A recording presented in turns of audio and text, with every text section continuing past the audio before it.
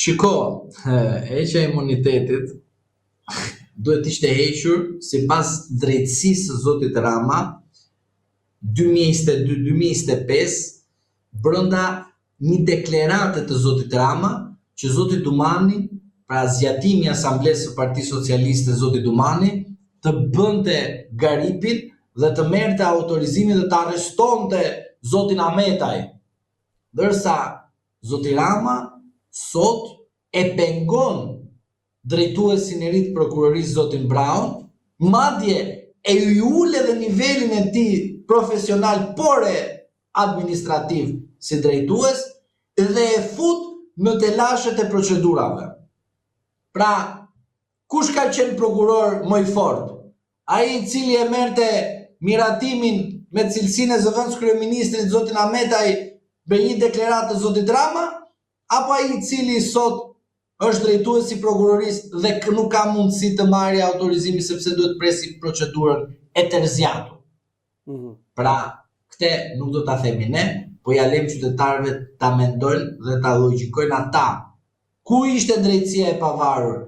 Atëre kur ja lëshoi me deklaratë, apo sot që ti e mban aty me procedurë duke thënë që duhet presim institucionet të tjera të japin përgjigje dhe në fund fare Partia Socialiste do marrë vendimarrje, ku ndërkohë Partia Socialiste dhe zoti Rama 2016 në vazhdim thoshte drejtësia që unë reformova, Spaku që unë reformova, Altin Dumani që i dha spatën, të gjithëve këtyre i thoshte që Partia Socialiste nuk bëhet avokati askujt. Tani kush vua nga koherenca? Unë apo ti, apo Edi Rama? Se unë gjykoj që Edi Rama vua nga koherenca. Dhe t'ja themi dhe qytetarëve, dhe ata të cilët akoma mendojnë se procedimi penal apo heqja e imunitetit është faj e Berishës apo Metës. Sepse ka edhe njerëz që besojnë tek UFO. Po unë nuk mund të bëj dakord që UFO-t ekzistojnë. Po ka njerëz që besojnë. Po unë nuk besoj që faji është Ilir Metës dhe Sali Berishës sepse prishën marrëveshjen e tyre Edi Rama dhe Belinda Balluku. Këto pastaj besoj janë fjalë që thuan lart të poshtë, punë teorisht. Këto fjalë që thuhen lart të poshtë janë tek analistët që nga mjesi deri në darkë 2022-2025 e kishin bërë Altin Dumanin. Njeriu që do shpëtonte ne, familjet tona, Shqipërinë, të ardhmen, prosperitetin, ai përpara dhe këtë kërkon gardian se ta ruajnë se pas ka bërë masën ai gabim, ku e di unë, nuk e di. Mos gabofsha, edhe kërkon mbrojtje. Një person kërkon mbrojtje kur ka bërë diçka që nuk shkon mirë. Se nuk është se Altin Dumani u përplas me organizatat kriminale dhe bëri namin e madh, Leja të dëshmitarin fantazm që del dëshmitari i sekret dhe del edhe jep dëshmi ky si quhet dëshmitari Dumani që është ky anonimi që e kanë aty duke mashtruar nga mjes deri në darkë. Pra, çfarë duhet të kuptojmë? Duhet të kuptojmë që zoti Dumani u përdor politikisht nga Partia Socialiste. Ky është fakt konkret. Sepse pse zoti Brown nuk e mori autorizimin nga zoti Rama me një deklaratë edhe presim kaq shumë procedurë të mëdha.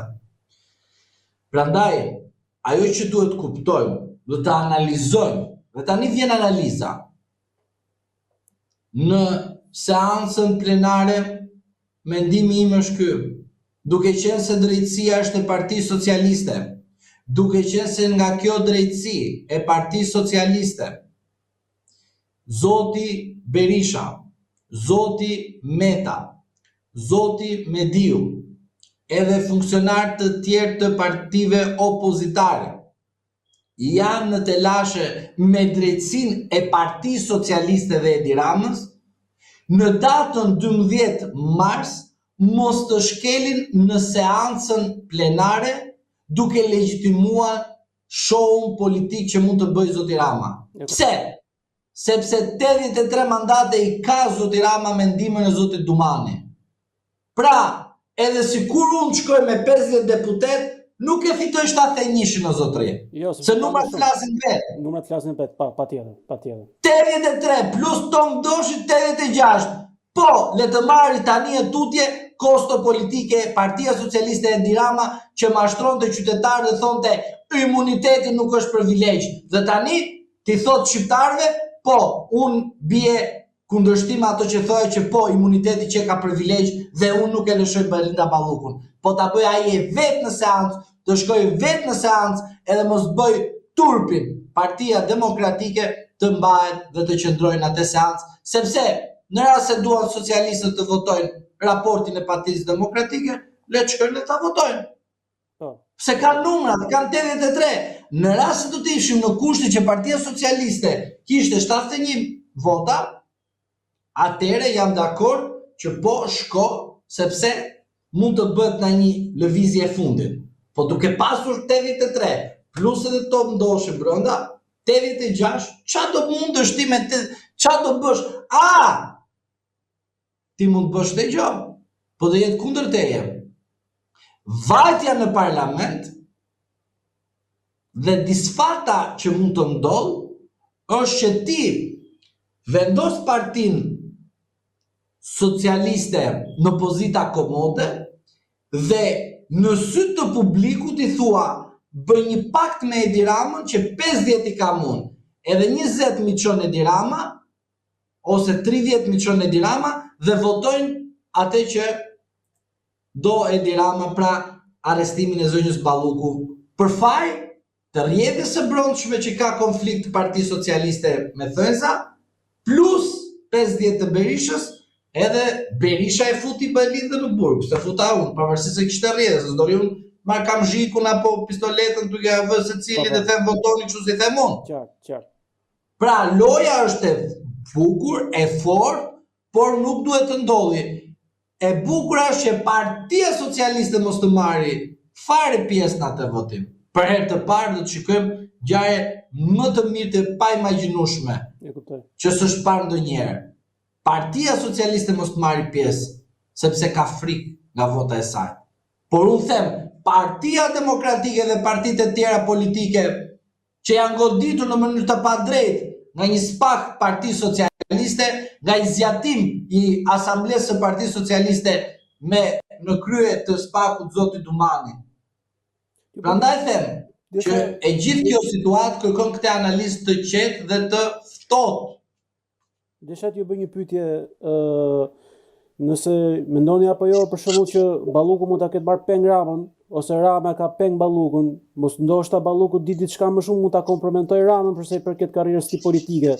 Sa i thoshte me kabinetin më përpara, jo me këtë të ri që u zgjodh, që unë me kabinetin tim do shkojmë BE.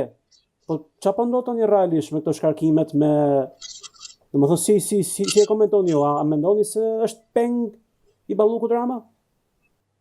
Atëre pengmarrja që ne flasim shpeshherë ndaj një pozicion të një personi që don të frenojë diçka apo don të imponojë te një person diçka, sigurisht që nuk kupton një prishje marrëveshje dhe përveç kësaj nuk kupton edhe një frenim të situatës për interes të dyja palëve, sepse dikush mund thotë që marrëveshja ose pengmarrja ka pozita të ndryshme, por ju duhet keni parasysh që te pengmarrja duhet kemi dhe rolet. Pra, roli zotit Rama që t'jetë peng, do të thotë që ka një rast që e bën që t'jetë peng. Zonja Balluku që t'jetë peng, do të thotë që ka një rast që t'jetë peng. Dhe këto po t'i lidhin të dyja bashkë, sigurisht që kemi të bëjmë me pengmarrjen. Por, zoti Rama tek pengmarrja, çfarë humb? Karriken e tij apo humb diçka që nuk ka ndonjë kosto politike për të? Sepse tek zonja Balluku kemi pikrisht një kosto politike. Çfarë? Një vendim të gjykatës, atë e hoqi nga pozitat e qeverisë. Dhe një kërkesë e spakut është në tentativë për ta hequr nga pozitat e qenurit deputet për shkak të imunitetit. Për ta arrestuar fare, jo për ta hequr. Për ta arrestuar. Më rënd akoma. Akoma më e rënd. Pra, në këtë situatë duhet të sillim në vëmendje tek qytetarët shqiptar atë që flasin për drejtësinë. Pra, cila është drejtësia që beson zoti Rama dhe zonja Balluku? Tek drejtësia 2022-2025 apo të drejtësia që duhet jetë reale e vërteta, ajo që duhet të ndikojë të çdo qytetar me imunitet pa imunitet? Kuptoj. Pra, këtu nuk kemi të bëjmë me pengmarrje. Këtu kemi të bëjmë me perceptimin e drejtësisë. Drejtësia e 1944 vazhdon akoma dhe sot.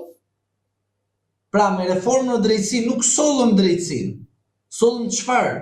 Pikërisht sollëm manualin e mëparshëm 1944 në vazhdim. Dhe nuk jam dakord me asnjërin që thotë kemi të bëjmë me pengmarrje drejt për së drejtë. Sepse po të dyja palët, në rast se janë në kushtet e pengmarrjes, kanë diçka për të fshehur, kanë po ashtu diçka për të përfituar secila prej tyre. Pra është më shumë çështje drejtësisë thoni juve. Pra, e gjitha kjo është vetëm çështje drejtësie. Okej. Është drejtësia e Partisë Socialiste apo drejtësia reale? Unë e them me plot bindje.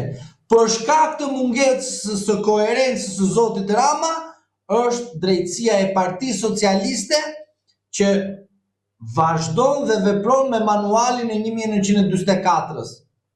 Dhe nuk është as thjesht vepra penale, as thjesht ndikimi për të ushtruar ndikim tek personat të tjerë të cilët janë pjesë e komisionit të vlerësimeve.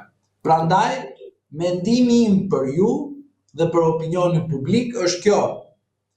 Drejtësia e Partisë Socialiste është ajo që po funksionon nga 2022 deri më sot, sepse zoti Rama nuk është në pengmarrje nga zonja Balluku, por është në situatën më të favorshme që ai duket si viktim përpara zonjës Balluku që të ketë përballë saj ajo gjithmonë spakun edhe gjëgëkon, që Rama t'i tregoj edhe asajt, edhe të tjerëve që unë të mbrojta deri në fund, po unë nuk e komandoj drejtësinë.